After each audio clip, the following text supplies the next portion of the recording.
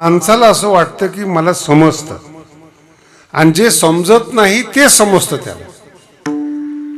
कुठेतरी अंधश्रद्धा ठेवणं, कोणत्या तरी व्यक्तीला मानणं, कोणाचं तरी कार्यकर्ता होणं, स्वतःला कुठल्या तरी सिद्धांताच्या नावाखाली गुलाम करणं, ही त्याची समजूत आहे, त्याची भावना आहे. मग तो धर्म असेल, सिद्धांत असतील, ज्ञान असतील, स्वतःला बांधून घेतो.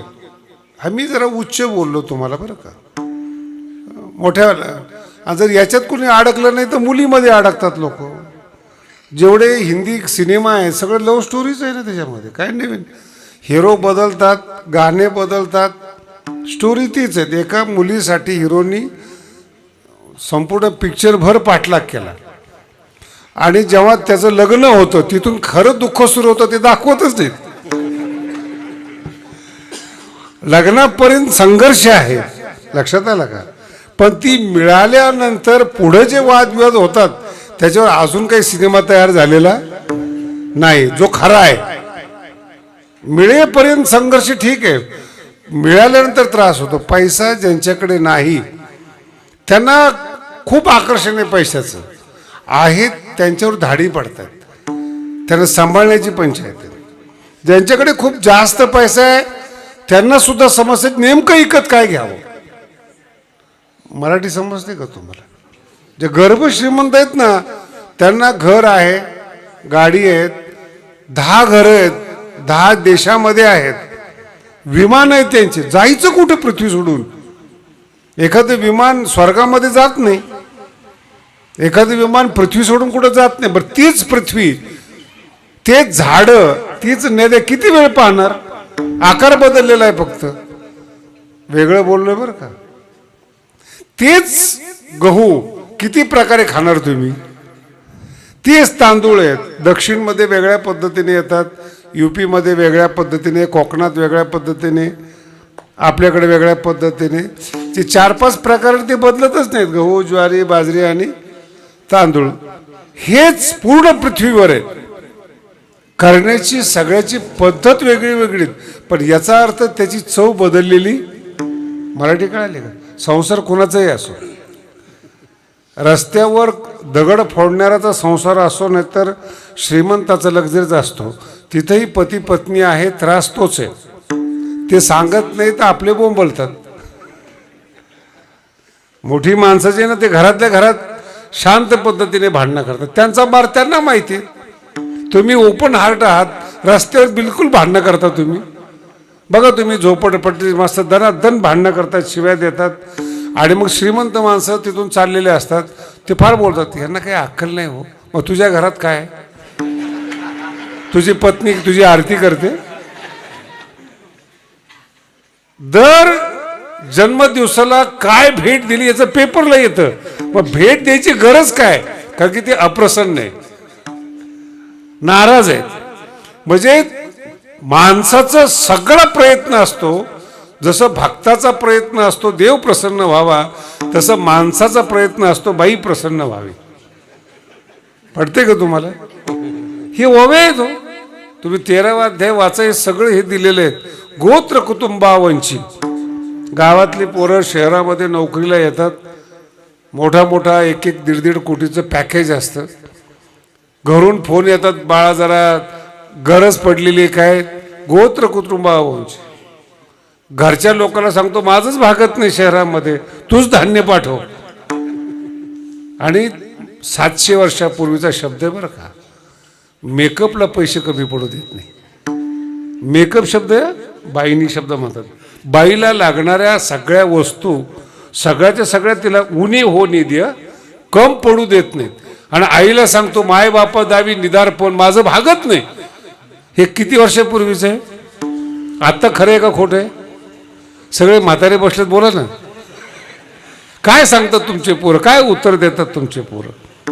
आणि तुम्ही तुमचं आयुष्य, तुमचा पैसा मुलाच्या प्रसन्नतेसाठी, त्याला उच्च करण्यासाठी, त्याला श्रीमंत बनवण्यासाठी तुमचं आयुष्य झिजवलेत. तो झाल्यानंतर पाहत नाही. हे अगोदर कळलं, त्याचं नाव आहे परमार्थ. तर कीर्तन आहे काय, विठ्ठल विठ्ठल. कशात काय नाही हे अगोदर कळलं पाहिजे. साप धरला आणि तो चावला आणि मग बोंबलायला लागला, मला माहितीच नव्हतं चावतो म्हणून. मी तुमच्यावर बोलतोय. दुष्ट माणसाची संगत केली, त्याला घरात आणला, बाई पळून गेली घरातून, मग मोठा दोस्त होता. हे कसं झालं असं? अरे तू आणलं कोणाला हे घरात आणायच्या आत कळलं पाहिजे. म्हणून शहाणी माणसं ऑफिसमध्ये भेटतात, घरात कुणाला नेत नाही. आणि जे लोक ज्यांच्या घरात नास्तिक लोक शिरतात त्यांच्या घरात किती दुःख असतं हे मी कीर्तनात सांगत नाही. कोणाच्या संगतीमध्ये फायदा आहे आणि कोणाच्या संगतीमध्ये दुःख हे कळालं पाहिजे तुम्हाला. आणि पुरुषापेक्षा बाईला जास्त कळतं. माझा मुद्दा आहे का? नैसर्गिक आहे, भगवंताची देणगी येते. आता ते कधी कधी नारळ किती जरी तपासून घेतला तो जर खराब निघाला तर बाई काय करणार? नारळ म्हणतोय मी. लग्न करत असताना सगळं तपासतात, कुळ, खोत्र, खानदान, नातेसंबंध, परंपरा सगळं तपासतात. 2-4 वर्ष मुलगाही चांगला असतो, अचानक डोकं बिघडतं, भेटतं न भेटतं, पोरं भेटतात, व्यसनी करतात, दुसरी बाई भेटते, घरातून बाहेर काढते, काही भरोसा नाही, सगळं चेक करतात. ह्या अभंगातलं हे मूळ आहे. देवा मला पैसा नको, संपत्ती नको, पण चांगली संगत पाहिजे, हे अगोदर कळलं पाहिजे. 3ऱ्या चरणात सांगतो. न लगे मोठी आणि संपदा, न लगे मोठी आणि संपदा, न लगे मोठी आणि संपदा, न लगे मोठी आणि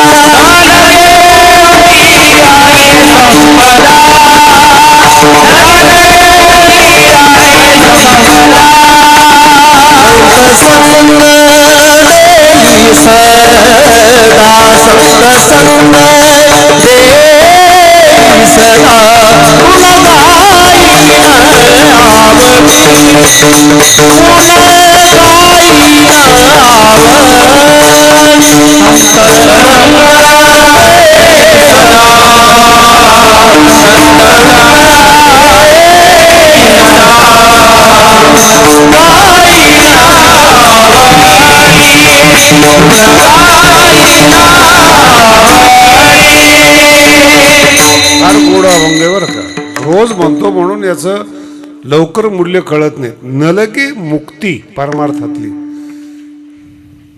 आणि धनसंपदा किंवा संपदा संसारातलं वैभव, परमार्थातली मुक्ती नको. परमार्थ करून म्हणतात बरं का तुकोबार आहे. नलगे मुक्ती आणि संसारातली संपदा नको. का? ह्या दोघांच्या मागे किती लोक पागल झाले त्याचा अर्थ दिसतो आपल्याला. मुक्तीच्या मागे गेलेले परमार्थिक लोकांच्या हातात काहीच लागलं नाही. मुक्ती मुक्ती करून मेले. ज्ञानेश्वरीमध्ये फार सुंदर वर्णन आहे. जर योग्य गुरु नाही मिळाला ना त्या शिष्याचं काय करेल याचं सांगता येत नाही. आमचे बरेचसे दोस्त अंगाला राख लावून बर्फात राहतात. आमच्या वयातले, आता ते आमचं वय झाले, त्यांना कधी हरिद्वार ऋषिकेशला गेले की भेटतात ते पूर्ण अंगाला राख आहे. डोळे मला एक तर ओळखूच नाही ना माझा दोस्त. जुना चेहरा वेगळा, ते जटा बांधलेल्या चेहऱ्याला राख लावलेली, खरा माणूसच दिसत नाही राख लावल्यामुळं.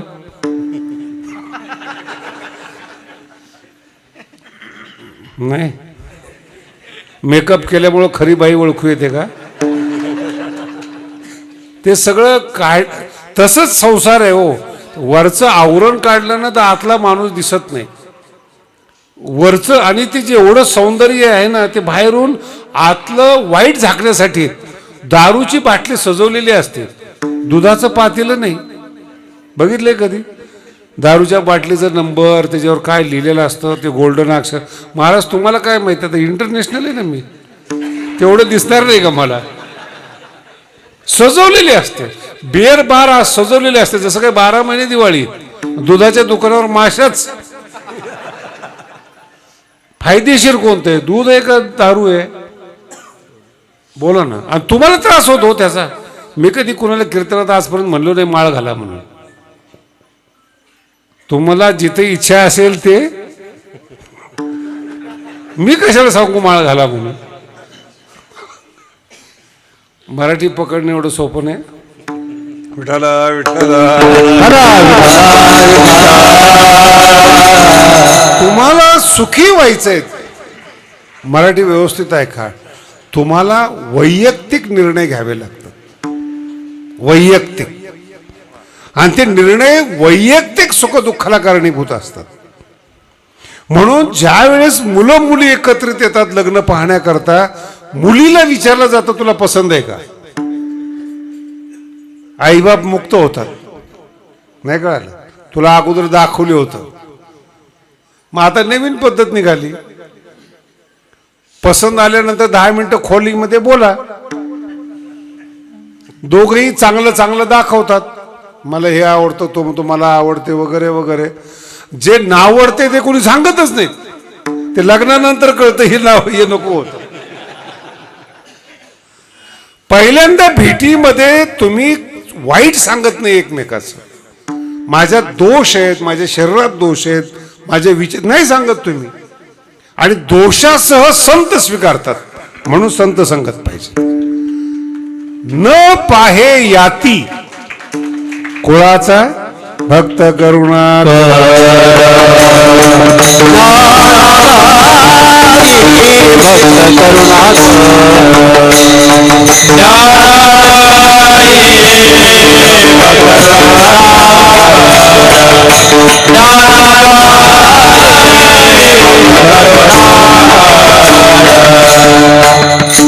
लक्षात. न संत ते काहीच पाहत नाहीत. गुण दोष याती न विचार. त्याला ती संत संगत आहे. त्याला संत म्हणतात. आता हे जे माझा दोस्त होता हिमालयामध्ये राहणारा, लंगोटीवर मला ओळखूच नाही आला. मग त्याने मला म्हणे तुझं भविष्य सांगतो. म्हणलं सांग. आता माझाच दोस्त आहे ना तो. मग त्यांनी सांगायला सुरुवात केली मी कुठे जन्माला आलो, माझी शाळा कुठं झाली, माझं शिक्षण कुठं झालं, सगळं सांगायला सुरुवात केली त्यांनी. आता ते खरंच आहे ना, ते मला ओळखणारा आहे, तो दोस्त आहे. मग त्याच्या बोलण्याची लकब ओळखली मी. म्हणजे मित्रत्वामध्ये घडलेल्या गोष्टी पण तो सांगतो. म्हणजे मला डाऊट आला की हा मित्र असला पाहिजे, कारण की हे ज्योतिषमध्ये नाहीये.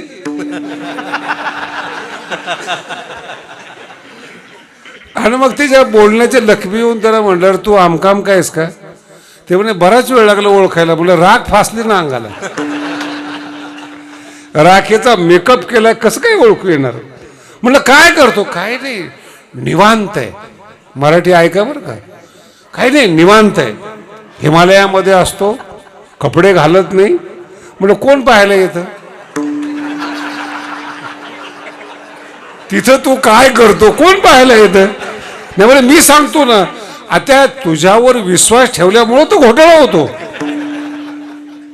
मराठी समजून घ्या. ज्या संताला बोलता येत नाही, प्रश्नाची उत्तर देता येत नाही, त्याला तुम्ही गुरु मानता. वरून आम्हालाच लोक म्हणतात बरं का, आमचे संत बोलत नाही. अरे आलं तर पाहिजे बोलता. शब्द लक्षात ठेवा. ब्रह्म प्रसन्न होईल, पण शब्द ब्रह्म प्रसन्न होत नाही. लिखाण अवघड आहे, लिहिणं अवघड आहे. संत होता येईल, ग्रंथ लिहिता येत नाही. ज्ञानेश्वर महाराजांनी ज्ञानेश्वर लिहिले हा फार वेगळा भाग आहे. पण ज्यांना तुम्ही संत मानता, अगोदर त्यांचं ज्ञान तपासा, समजतं किती. तुमच्यापेक्षा जास्त समजत असेल म्हणजे तो ज्ञानी नाहीये. तुमचं कळत असेल म्हणून तो ज्ञानी नाहीये. तो आपलासा किती, कृपा किती करतो, जवळ किती घेतोय हे तपासा. मी त्याला नंतर विचारलं, 20-22 वर्ष झाले आपल्या दोघांमध्ये. मी इकडं न्यायाचार्य झालो, गडाचा महंत झालो, तो अजून निवांतच आहे. म्हणलं नाही. म्हणे मुक्ती. त्याचं म्हणणं काय आलं? मुक्ती. म्हटलं थंडीमध्ये बर्फामध्ये बिना कपड्याचं राहणं याचं नाव मुक्ती असं कुठे लिहिलेलं नाही. येतं काय ते सांग. 20 वर्ष व्हायला घालवले, अंगाला राख लावून केलं काय ते सांग. ज्या लोकांना कळत नाही त्याचा तू गुरु असशील. ज्या लोकांना कळत नाही त्याचा तू गुरु असतील. कळणाऱ्या जगामध्ये तुझं स्थान सांग. विठ्ठल विठ्ठल. तुम्ही ठरवता मी कोण आहे, तुम्ही ठरवता मी अमुक आहे म्हणून घात होतो. जगद्गुरु तुकोबाराय म्हणतात मला मुक्ती नको, मला गे मुक्ती. आणि पारमार्थिक संपदामध्ये रोज मर्डर चालू आहेत, रोज खंडणी, रोज मर्डर, रोज सत्तांतर, रोज. कशामुळे ते संपदा? बघ तुमच्या गावामध्ये आता तर भाव आलाय तुम्हाला, संभाजीनगरच्या शेजारी आलात. बांधावरून भांडण आहेत सख्या भावाची, एका आईच्या पोटातून जन्म आले. अहो पुणे जिल्ह्यामध्ये मी असं ऐकलंय की रक्षाबंधनच बंद झाले, कारण की जमिनीला भाव आले आणि बहिणीला लोभ झाला आणि तिची सही घेतल्याशिवाय काही करता येत नाही. लोभ, संपदा न लगे. जिथं वैर आहे, असमाधान आहे. म्हणून जी बुद्धिमान मुलगी आहे, हुशार मुलगी आहे, ती नवरा समजदार मागते, श्रीमंत मागत नाही. नाही, जी बुद्धिमान मुलगी आहेत, मराठी समजून घ्या, जी बुद्धिमान आहे, समजदार आहेत, ती समजदार मुलगा मागते. जिला काहीच कळत नाही ती श्रीमंत नवरा मागते. आणि मग त्याचे जे कुडाणे आहे, त्याचे जे सगळं स्वीकारावे लागतात, मला सगळे दोष स्वीकारावे लागतात. समजदार आहेत. समजदार का असला पाहिजेत? संसार मुळातच दुःखमय आहे. तुम्ही माझ्या समोर बसलात, कीर्तन ऐकायला फार छान आहे, पण तुम्ही किती अनुभवी आहात.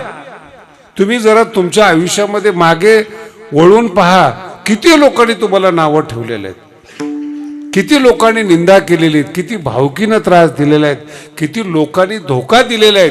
तुम्ही ज्यांच्यावर विश्वास ठेवला आहे त्यांनी तुम्हाला मातीत घातलेलं आहे. किती लोकांनी घातलंय, अनुभव घ्या. याच्यात संताचा काही दोष आहे का? बोला ना. एवढं असून सुद्धा तुम्ही संतांना नावं ठेवता, संत संगतीत येत नाहीत. याचं कारण दुःखाची सवय लागली. विठ्ठल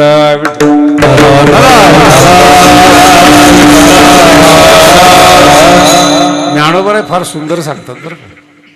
गारुडे असतात ना, हे गबसा काय रे, ओ बाई ऐका, तुम्ही पोराकडनं का लक्ष देऊ, आजी झालात ना तुम्ही, सहन करा पोराचं.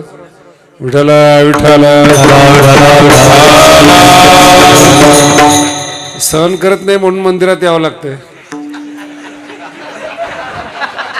विठ्ठल विठ्ठल. माझ्या समोर बसलेले तुम्ही माणसं आहात. याच्यामध्ये मुलं जे असतात ना, ते आपापली लाईन, कोणी कॉमर्स आहे, कोणी सायन्स आहे, कोणी राजकारण आहे, कोणी व्यापार आहे, असे वेगळी वेगळी लाईनीमध्ये जातात. माणसं आहेत ना आपण, लाईन वेगळी वेगळी, सगळ्याचा उद्देश पैसे कमवणे. जेवढे काम धंदे करणारे लोक आहेत सगळ्यांचं पॅकेज आहेत, सगळेचे सगळे पैसे कमवतात, सगळ्याला मान्य आहे. ज्ञानोबांनी 700 वर्षापूर्वी एक उदाहरण दिलेलं आहे. गारुडी जो असतो ना, तो सापाला घेऊन पैसा मागत असतो. तुम्ही जुन्या काळात बघितलं असेल, आता ते कमी झालेत. सापाचं, अजगराचं ओझं, नागाचं ओझं, विष असणारे नाग आणि साप खांद्यावर ओझं घेऊन गावोगावीमध्ये जातो. मला सांगा, ते जे विषारी नाग आहेत, ज्यांचा सांभाळ करतो त्या दुर्डीमध्ये, त्याच्यामध्ये विषारी नाग आहेत. सावधानीपूर्वक हात घालावा लागतो, रिस्क घ्यावी लागते. आणि त्याला लोकांना दाखवून काय कमवायचे त्याला, आणि तुम्ही सुद्धा शिकून पैसेच कमवतात, तो सुद्धा रिस्क घेऊन. पण ज्ञानोबा म्हणतात 2-4 रुपयासाठी भीक मागून कमवण्यापेक्षा कर्म करून कमवलं तो चांगला माणूस होईल. कर्म करून कमवलं पाहिजे.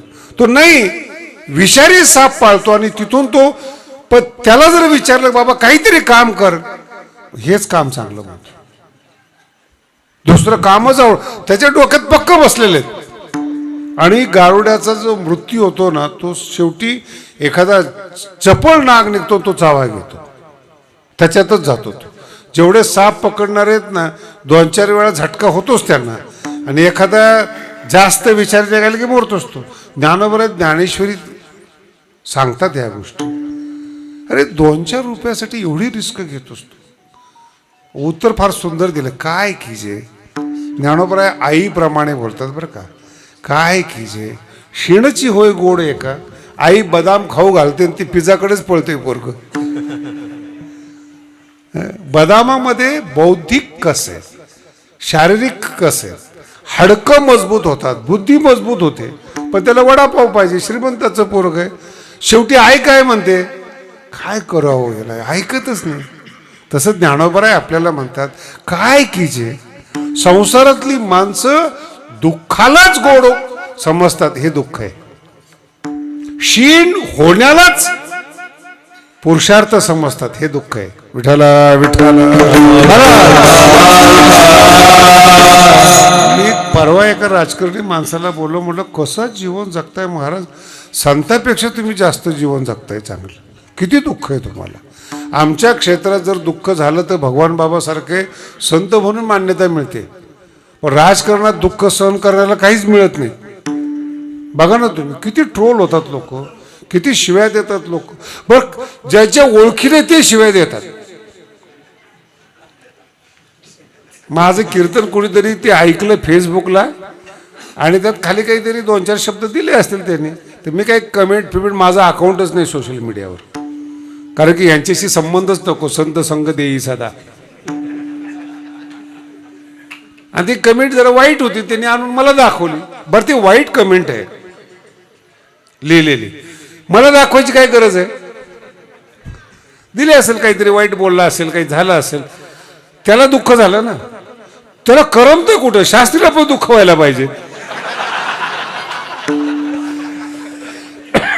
ग बस ना. मला शिवी दिली असेल तर मला माहित नाही, मी सुखी आहे, पण तो सुखी नाहीये. त्याच्या डोक्यात पक्क आहे मीच का दुखी. याला संसार म्हणतात. आणि तो येऊन मला दाखवतो, बघा तुमच्याबद्दल काय बोलतात. मी वाचलं ते, म्हणजे छान बोलला. काय वाईट बोलला तो, नाही तुमची चूक काढली, चुकलो असेल. लक्षात येते का, काय चुकलो असेल. नाही नाही महाराज, पण तुमच्यासारख्या विद्वानाला बोलायचं, बोलू दे ना. त्यांनी बोललं, पण तू का माझ्या चुका काढतोय. तुमच्यासारखं म्हणजे मला उचकवणं ज्याला म्हणतो, ही संगत चुकीची. तुम्ही जेवढे मर्डर होतात, भांडणं होतात ना, ते भांडणं करणारे दोघेही मूर्ख असतात.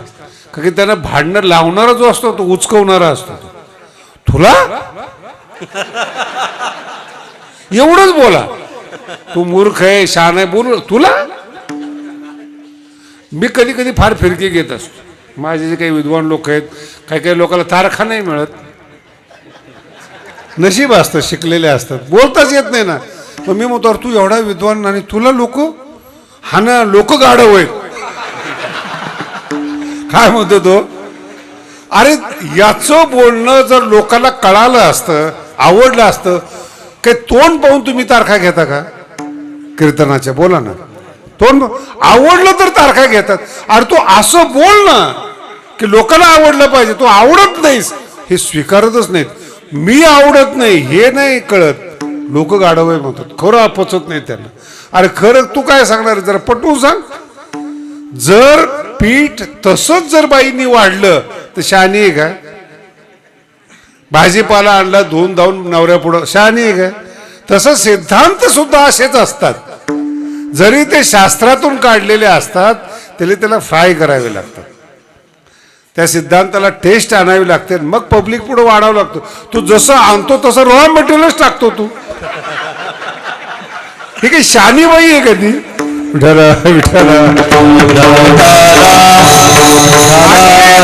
आवडत आहे म्हणून लोकांना. तुम्ही 99% दुःख हे बरं का, आपली चूक कळत नाही.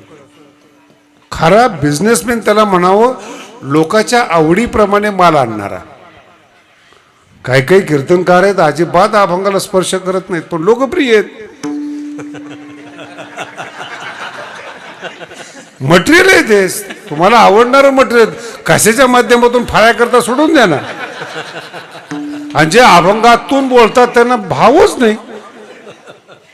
हे समजण्यासारखा विषय आहे. बाई त्याला म्हणावे की समोरच्या मनाचा ठाव घेतला पाहिजे. याच्या डोळ्यावरून कळलं पाहिजे काय पाहिजे कोणत्या वेळेस. जर अनुकूल राहिलात तुम्ही, पुरुष डोंगराप्रमाणे तुमच्या मागे उभे राहतो. डोंगराप्रमाणे डोळ्यावरून कळलं पाहिजे याला काय पाहिजे. आणि तुम्ही जर त्याला साथ दिली तर तो तुम्हाला मरेपर्यंत डोंगराप्रमाणे साथ देतो. तो पुरुष आहे. तुमचं कसं आहे, त्याला जे आवडतं त्याच्या विरोधात, जी भाजी आवडत नाही तीच करणार आणि भांडणं झाल्यावर आमच्याकडे येणार. नवरा म्हणणार ती ऐकत नाही, बायको म्हणणार नवरा ऐकत नाही, केलेलं का खात नाही. हे संसार नाही. समजदार माणूस. हा निर्णय तुमचा आहे. अभंग समजून घ्या. कोणाच्या संगतीत राहायचे आणि त्या संगतीत राहत असताना काय नकोय तुम्हाला, संपत्तीमुळे त्रास आहे, मायनस करा. मुक्तीच्या माग अहो काय काही मी असे ऍडव्हर्टाईज बघितलं रस्त्याने, कुंडली जागरण, समाधी अवस्था रस्त्याने. ज्ञानेश्वरीचा 12वा अध्याय वाचा महाराज, कळेल तुम्हाला. तहानिलिया तहानाची पियावी, भुकेलिया भूकची खावी. समाधी, संसार करून समाधी लागते. मुंबईला ऍडव्हर्टाईज आहे सगळ्यांची, ध्यान लावा. मला एकाने बोलवलं कीर्तन ऐकून. इतकी मूर्ख माणसं आहेत. कीर्तन ऐकून बोलवलं मला. म्हणे महाराज तुम्ही बोलता ते फार छान आहे. बोलता त्याचा अनुभव आहे का? म्हणलं आहे. त्याचं ध्यान करा, आमच्याकडे या. म्हटलं मला तुझं ध्यान नको, तू माझ्या ध्यानात नको. हे पुष्कळ. वाईट माणसं चित्तात नसावेत. सुखी व्हाल. विठाला विठाला. तुम्हाला जर कोणी एक शब्द, वाईट शब्द, तुमचा पुरुषार्थ कशात आहे ते विसरण्यात आहे. वाईट बोललेला शब्द तुम्ही विसरा, दुःखच होत नाही. वर्षानुवर्ष तुम्ही लक्षात ठेवता हो. लहान पोराप्रमाणे त्या वाक्याला सांभाळता तुम्ही, म्हणून दुःख होतं. 10 वर्षानंतर सुद्धा बघा तुम्ही. बाईची तर स्मरणशक्ती अशी आहे, भविष्यातलं कमी कळतं पण भूतकाळातलं एकही वाक्य विसरत नाही. तो पुरुष विसरून गेलेला असतो आश्वासन देऊन. ती आठवण करून देणार, तुम्ही 10 वर्षापूर्वी असं बोलला होता, मागच्या वर्षी असं बोलला होता. सगळं मागचंच लक्षात, हा पुढचं. आणि ती वाद होण्याची कारणं सांगतो तुम्हाला. ज्या वाक्याने वाद होतो ते बोलूच नका. त्याची आवश्यकता आहे का नाही याचा तपास घ्या. आणि जर आवश्यकता नसेल बोलू नका ना. छान जीवन चाललंय, 2 भाकरी. मी तर असं म्हणेल, गरीबातल्या गरीब घरामध्ये पती पत्नी जर एकत्र जेवत असतील ना, ते समाधानी आहेत. एक वेगळा प्रसंग सांगतो. तुम्ही कधी ऊसतोड कामगार बघा. कारखान्याला जात असताना हायवेवरून त्यांच्या गाड्या चाललेल्या असतात आणि त्याच्यावर भाकरी सोडून कांदा फोडून मस्त खात असतात. हे खरं जीवन आहे हो. एकमेकाला साथ देणं नाही. थंडीचे दिवस आहेत, ऊसतोड आहेत, गाडीवर बसून जेवतायत पती पत्नी. हे सुख आहे. नाही तर एक कलकत्त्याला आणि एक लंडनला आहे आणि घरामध्ये विमान आहे. कशाचं सुख आहे? आणि एकमेकाला फोन केला की लव यू म्हणतात. अरे कसलं लव आलंय? कसले? कुठं राहता तुम्ही? हे खोटं बोलणे, हे दुःखदायी आहे. एकत्रित म्हणून तो जो संघ आहे ना, सुख दुःखात साथ देणं, तशी माणसं जीवनामध्ये भेटली पाहिजे. सुखया संत समागमे नित्य दुनवे तुझिया नामे. काय शब्द आहेत महाराज. जगद्गुरु तुकोबराय 8 पिढ्याच्या श्रीमंतीत जन्माला आलेले आहेत. श्रीमंत होते म्हणून संपदा नको म्हणत होते. तुम्ही गरीब आहात म्हणून संपत्तीचे अभिलाषी आहात. तुम्हाला संपत्तीतलं दुःख माहित नाही म्हणून संपत्तीच्या पाठीमागे आहेत. ज्यांना मिळाली त्यांना विचारा तुम्ही, आयुष्य गेलं पण नवीन काही मिळालं नाही. नलगे मुक्ती. संतांच्या संगतीमध्ये प्रेमाचा प्रवाह असतो. संतांच्या संगतीमध्ये प्रेमाचा प्रवाह असतो. प्रेमात सुख आहे, त्या संगतीत सुख आहे. विठाला विठाला अभंग आठवतो का तुम्हाला? रोज म्हणताय तुम्ही. संत संगे सर्व काळ अखंड प्रेमाचा शब्द ऐका. अखंड प्रेमाचा कल्लोळ, लाट येते प्रेमाची महाराज. तो संसार, ती संगत, ती सुखी माणसं. आणि याच्यामध्ये ना बोलण्याला किंमतच नाही. संगतीमध्ये अर्जुन काय बोलतो कृष्णाला, कृष्ण ऐकतच नाही. कृष्णाच्या डोक्यामध्ये हे आहे की याला काय सांगायचंय, आणि अर्जुनाच्या डोक्यामध्ये हे की अर्जुन याला कन्व्हिन्स कसं करायचं की मला युद्ध करायचं नाही. तोच ते संत संगती. तुम्ही किती वीक आहात, किती कमजोर आहात हे महत्वाचं नाही आहे, मागे कोण उभा आहे हे महत्वाचं आहे. आमच्या गुरुजींचे एक शिष्य होते, कांदिवलीला राहत होते. बंगला होता त्यांचा कांदिवलीमध्ये, तो विकला त्यांनी आणि मलबार हिलमध्ये 2 BHK फ्लॅट घेतला. आणि त्याच्या उद्घाटनला आमच्या गुरुजींना बोलवलं. आम्ही स्वामीजीकडे शिकत होतो. आता मी त्याच्या कांदिवलीच्या बंगल्यात गेलो होतो. खाली एक मजला, वर एक मजला, मोठं घर, स्वतंत्र पार्किंग. मला वाटलं ह्याच्यापेक्षा मोठा असेल, आमचं वय कमी. मलबार हिलमध्ये ह्याच्यापेक्षा नवीन घर आहे म्हणणं, तर तिथं फ्लॅट 2 BHK, पार्किंग वेगळीच, राहणं वेगळंच. मोठ्या घरातून फ्लॅटमध्ये गेला, बंगल्यातून फ्लॅटमध्ये गेला. मी स्वामीजी बरोबर गेलो तिथं उद्घाटनच्या टायमाला त्यांच्याबरोबर. स्वामीजीला प्रश्न विचारला, तो स्वामीजी इतना बड़ा आदमी अपने यहाँ सत्संग में आता था और इतनी छोटे फ्लैट में लिया और आप आए यहाँ पर. स्वामीजी बोले चुप बैठ, तेरे को समजता नाही. आमचं वय पण तेच होतं ना, पण संत संगे गुरुजींची संगत होती, संताची संगत होती. आणि मग सगळं जेवण झालं, स्वामीजींचं आदर सत्कार झाला. आणि माझ्यासाठी स्वामीजींनी प्रश्न सांगितला की भाई मेरे शिष्य की एक शंका है कि इतने बड़े बंगले में आप रहते थे, यहाँ 2 BHK में आए हैं. मेरा शिष्य पूछता है, आप जवाब दो, मुझे मालूम है जवाब. त्यांनी फार सुंदर सांगितलं. मी जिथे राहत होतो ना तिथं मुलाची संगत चुकीची होती. किती डोकं लावते तुम्ही बघतो. मुलाची संगत, मुंबई, बंगला. मी प्रश्न लगेच विचारला, संगत कशी काय चुकीची? मिडल क्लास फॅमिली म्हणे. माझा मुलगा तिथं जिथं शिकत होता, बघा जिथं शिकत होता, जी संगत होती ती मिडल क्लास फॅमिली होती. छोटे व्यापार करणारे, नोकरी करणारे लोकांमध्ये होतो. मी जिथं आलोय ना इथे जगातल्या अरबपतीत. इथं माझा मुलगा खेळेल ना तर अरबपती बरोबर खेळेल. आणि त्याच्या डोक्यामध्ये विशाल संकल्पना येईल, व्यापार नाही करायचा, कंपनी स्थापन करायची. त्याला संत संगती म्हणतात. संगतीचा परिणाम एवढ्यासाठी तो बंगला विकला आणि 2 BHK घेतला. इथली सगळी माणसं जगात व्यापार करणारी आहेत. म्हणून तुम्हाला आश्चर्य वाटेल, तुम्हाला अमेरिकेचा विशेष वाटतं, लंडनचं विशेष वाटतं, तुम्हाला अजून माहीत नाहीत. अमेरिकेपेक्षा, न्यूयॉर्कपेक्षा महागडी घरं मलबार हिलला आहेत. महागडी घरं बोलतोय, शब्द ऐका, महागडी घरं मलबार हिलला आहेत.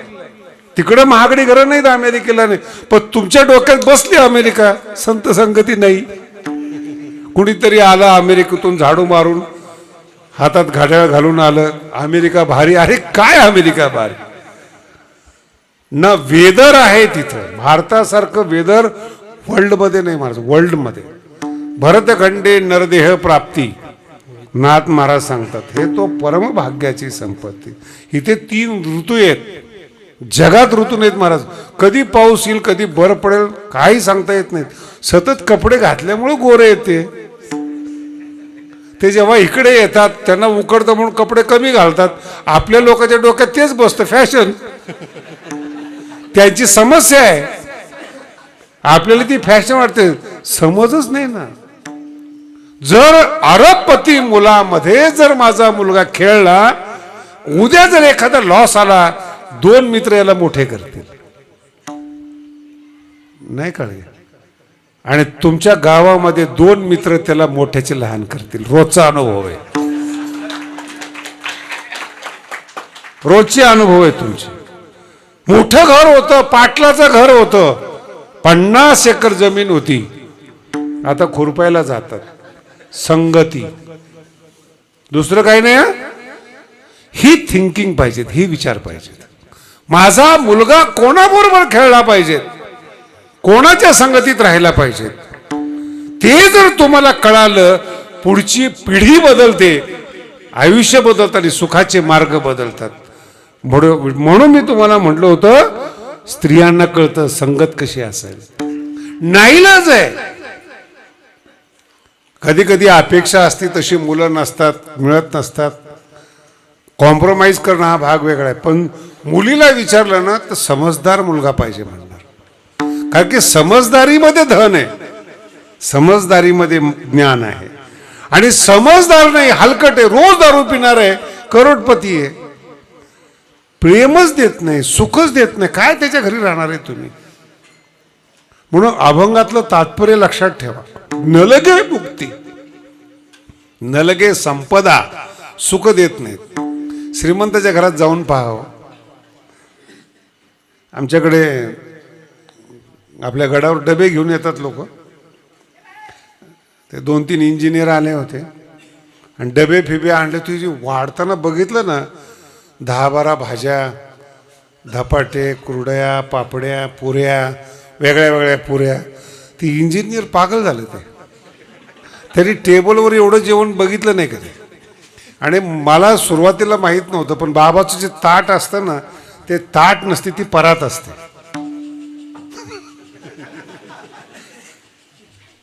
आणि त्याच्यात सगळ्या प्रकारच्या भाज्या असतात. तरी माझं ताट पाहिलं तरी कपडा हात पण, बाबा तुम्ही हे. आता त्याच्यात नियम काय असतो, जेवढं खायचं असतं तेवढं खातात आणि सोडून देतात ताट. याला ते तेवढं अन्न पाहून ह्याची भूकच मिली ना. करोडपती शिकलेला माणूस आणि जे प्रेमाने वाढलं जातं, त्यातला तुम्हाला मी चॅलेंज देतो. तुम्ही गडावर कधी या आणि तिथली भाजी खान घरात करायचा प्रयत्न करा. होणारच नाही, भगर होणार नाही. तर आम्ही काही स्वर्गातून आणतो का ह्या वस्तू? भगवान बाबाचं प्रेम आहे हो त्यात, म्हणून गोड लागतं. ते अन्न सुद्धा वाढत असताना प्रेमाने केलेलं असेल तर त्यात गोडी येते. प्रेमाने वाढलं तर गोडी येते, नाही तर स्वाद असतो. विठ्ठला विठ्ठला. आणि हे कळलं पाहिजे तुम्हाला. श्रीमंत आहात, चमचे वाढतात टेबलवर, पती पत्नी बसतात, वाढतात बिचारे. त्यांनी ठरवायचं जेवण काय बनवायचं. दोघंही कामाला आहेत ना, मुद्दा कळाला का? दोघंही काम. मी नवीन नवीन लंडनमध्ये गेलो होतो 25 वर्षापूर्वी. मला काही ती संस्कृती माहीत नव्हती. ते प्रवचन वगैरे ऐकून एकाने मला चहाला नेलं. घडलेलं सांगतोय बरं का, लंडनमध्ये. मला माहीत नाही या गोष्टी. तर आम्ही, तो एकटा आला होता, गेलो आम्ही. तिथे एक बाई बसलेली होती. याने चहा केला 2 कप, एक मला दिला आणि एक त्याने घेतला. आता मला सांगा, तुमच्या घरामध्ये 3 जण आहेत, बाई आहेत आणि आम्ही 2 जण आहेत. नुसतं 2 जण तुम्ही चहा पिणार का? बोला ना. कमीत कमी विचाराल ना, द्या, नाही तर नका. चहा घ्या. मी विचारलं, रे 2च चहा आहे, ती कोण आहे? म्हणजे माझी बायको आहे. मला झटकाच बसला. चहा कोणी केला? येणी. बायको बसलेली. आपण तिला चहा दिला नाही. असं कसं काय? आपण तो तिला पाहिजे असेल तर घे ना म्हणे. मला वाईट वाटलं होती. चहा जाईल ना, पहिलाच झटका. असं कुठं पती पत्नी. मी त्या बाईला म्हटलं, थोडस आणा कप, माझ्यातला अर्धा घ्या. नाही नाही म्हणे, माझे पती फार चांगले आहेत.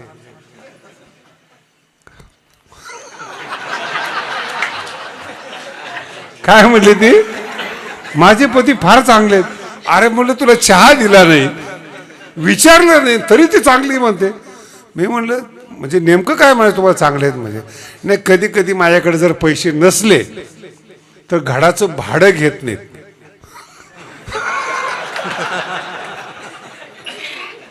नाही, आणि तिथं आपली पोरं पाठवतात शिकायला. का म्हणतात? ती बाई काय म्हणते, कधी कधी जर भाडं नसलं तर माझे पती मिस्टर भाडं घेत. मला कळेच नाही. अहो म्हणून तुम्ही पती पत्नी एका घरात राहतात आणि भाडं नाही म्हणे. इकडचा नियम आहे, दोघांनी मिळून घराचं भाडं द्यायचं. ज्याचे मित्र येतील त्यांनी त्याचा स्वयंपाक किंवा चहा पाणी करायचं. म्हटलं मग पती पत्नी कशाचे? म्हणजे मॉडर्न, आधुनिकता. हे घडलं सांग, हे 25 वर्षापूर्वी घडलेत, गादीवर बसायच्या पूर्वी. आज काय परिस्थिती असेल माहित नाही मला, किती पुढं 25 वर्षात पुढे गेलं असेल. माझ्या डोक्यातच ते बसलं नाही. न्याय त्यावेळेस माझ्या डोक्यात होतं की ज्ञानेश्वरी आपल्याला इंग्लिशमध्ये करायची. म्हटलं असल्या लोकांना काय ज्ञानेश्वरी सांगायची? बरं आहे आपलं, चला पुढं भगवानगडाकडे. ही संस्कृती, हे शिक्षण. आजही शिकलेल्या मुली पहा तुम्ही, कॉम्प्रोमाइज करत नाहीत ते.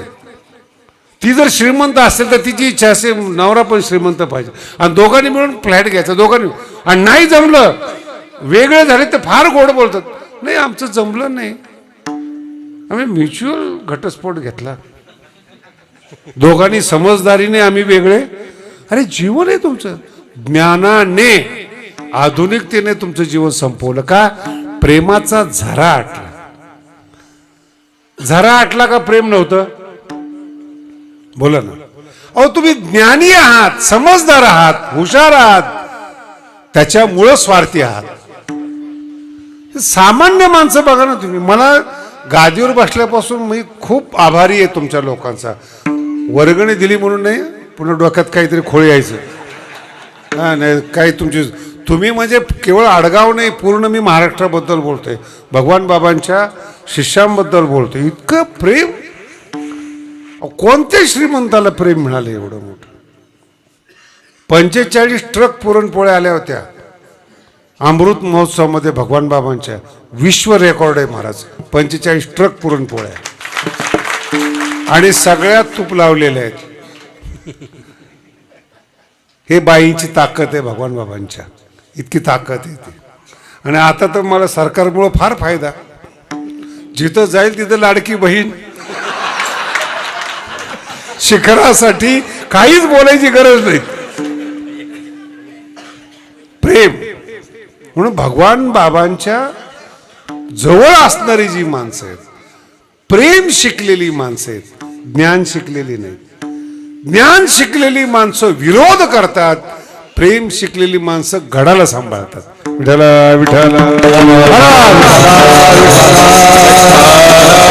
आणि तुम्ही अनुभव घेऊन पहा, किती श्रीमंत आणि भरीव घर असू द्या, लक्झरी असू द्या, एकटे राहा करमणार नाही. मित्र येऊ द्या, मैत्रिणी येऊ द्या, त्या घरात भरल्यासारखं वाटतं. त्याला म्हणतात प्रेम. जगद्गुरु तुकोबराय म्हणतात, मुक्ती नको, एकांतात जाऊन हिमालयाला जाऊन अंगाला राग पासून बसणं नको, आणि संपदेसाठी भांडण करणारं संसार नको. संत संग पुण्य फळले बहुता दिवस, फळले बहुता दिवस, पुण्य फळले बहुता दिवस, पुण्य फळले बहुता दिवस. भाग्य उदयाचा कसा, भाग्य उदयाचा कसा, भाग्य उदयाचा कसा, भाग्य उदयाचा कसा. तो कैसा, ध्यान सम्मुख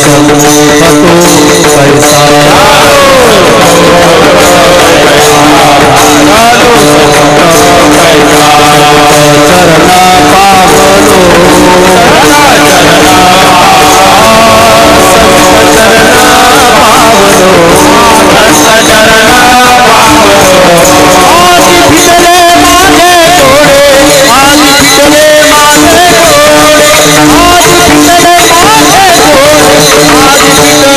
माझे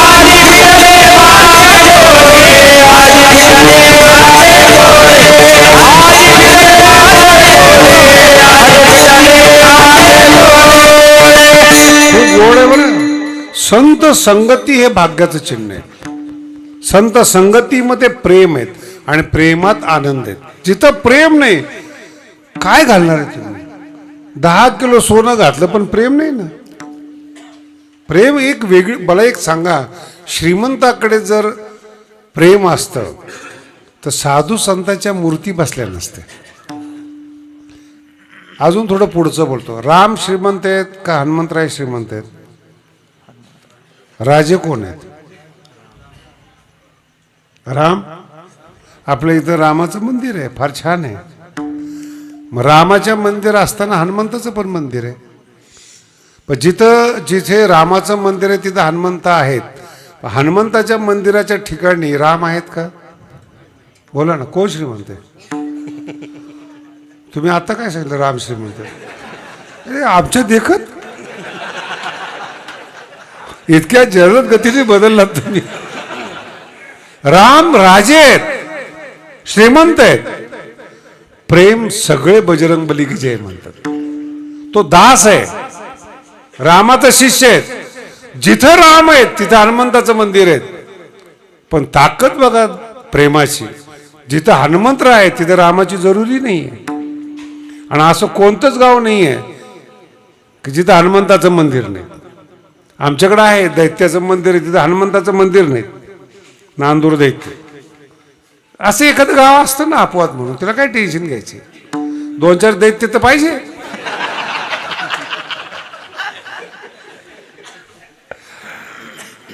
श्रीमंती ही प्रेमाची असली पाहिजे, ती संतांमध्ये आहेत. म्हणून श्रीमंतामध्ये प्रेम नसल्यामुळं वैयक्तिक श्रीमंतीचा फायदा घेतात.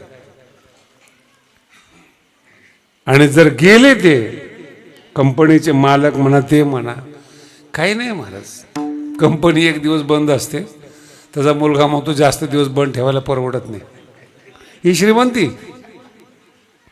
अनुभव घेऊन पहा महाराज. आणि प्रेम जा कुठे भगवान बाबाच्या नावाने काय चाललंय आज महाराज.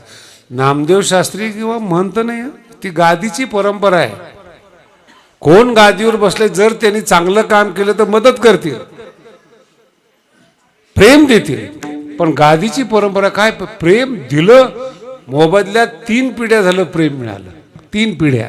नावावर प्रेम आहे. ज्ञानेश्वर महाराजांना 700 वर्ष झालेत. तुम्हाला एक रहस्य सांगतो संप्रदायातलं. पंढरपूरला दिंड्या जातात कुणाकडे? पंढरपूरला विठ्ठलाकडे, पांडुरंगाकडे. बरोबर आहे.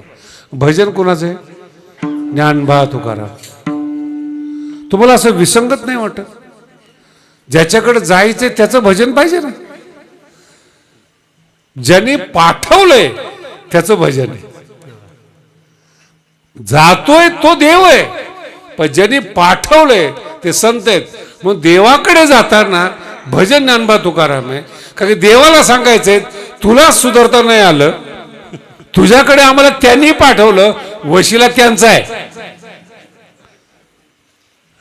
कायला जड असेल तर बदलून सांगतो. मंत्र्याकडे गेल्यानंतर नाव कुणाचं सांगता? कुणी पाठवलं म्हणून? तुमचं नाव सांगता का तुम्ही? आमक्यांनी पाठवलं. आणि जो पाठवणारा योग्य असेल तर मंत्री आदर देतो, या वा चांगल्या माणसाने पाठवलं. आणि कुणीच पाठवलं नाही तो तुम्हाला पाठवून देतो. वशिला ज्ञानोबा तुकाराम देवाकडे जात आहे, हे प्रेम आहे. याच्यासाठी हा शब्द आहे. संत संग सदा दे. 1-2 मिनिटं कीर्तनापुरतं संत संग नको, सदा संत संग दे. प्रेमाचा सुकाळ संतांमध्ये. आणि प्रेमामध्ये आनंद आहे महाराज. फक्त तुम्हाला निर्णय घेता आला पाहिजेत. कोणाच्या सानिध्यात आपण राहावं, कोणाच्या सानिध्यात राहू नयेत. गरजा महत्वाच्या नाही आहेत, प्रेम महत्वाचे आहेत, एकत्रीकरण महत्वाचे आहेत. आणि ते जिथं मनोमिलन आहेत, प्रेम आहेत, ज्ञान आहेत, तिथं तुम्हाला कायमस्वरूपी सुख आहे. सुख दुसरीकडे राहतच नाही. म्हणून जीवनात निर्णय घेत असताना आपण आपले जबाबदार आहोत. आपले निर्णय चुकले आपल्याला त्रास होतो, आपला निर्णय बरोबर आला आपल्याला आनंद होतो. एकदम अजून साध्या भाषेत सांगतो. डॉक्टरकडे जर जायला चुकलात किंवा चुकीच्या डॉक्टरकडे गेलात, नको तिथं ऑपरेशन आहे. नाही त्या गोळ्या आहेत. एक अगोदरचा रोग आणि गोळ्यामुळे आणखी एक रोग. गुरु आणि वकील डॉक्टर जर योग्य मिळाले 2 मिनिटात नीट होतं. विठाला विठाला. म्हणून आपले निर्णय इथून पुढं कधीही जीवनामध्ये लक्षात ठेवा, निर्णय योग्य घ्या आणि निर्णयासाठी आपली बुद्धी विचार ठेवा. हरिपाठातलं एक वाक्य सांगतो, सार आसार विचार हरिपाठ. कशाला हरिपाठ म्हणतात? नुसतं वाजवणं नाही, नुसतं उड्या मारण्याला हरिपाठ नाही म्हणत. सार आसार याचा विचार म्हणजे हरिपाठ. या विचारावर तुमचं सुख आधारित आहे. विठोबा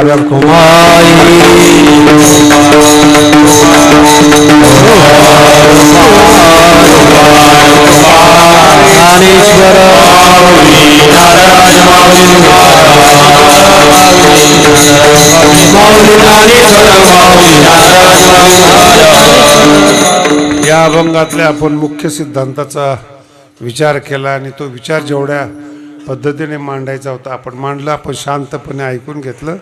सगळ्यांचे आभार. पुन्हा एकदा आपल्या गावाला सांगतो, भगवानगडावर येत चला, वारी करा, भव्य आणि दिव्य मंदिराला भेट द्या आणि भगवान बाबांचं प्रेम घ्या. जय विठ्ठल.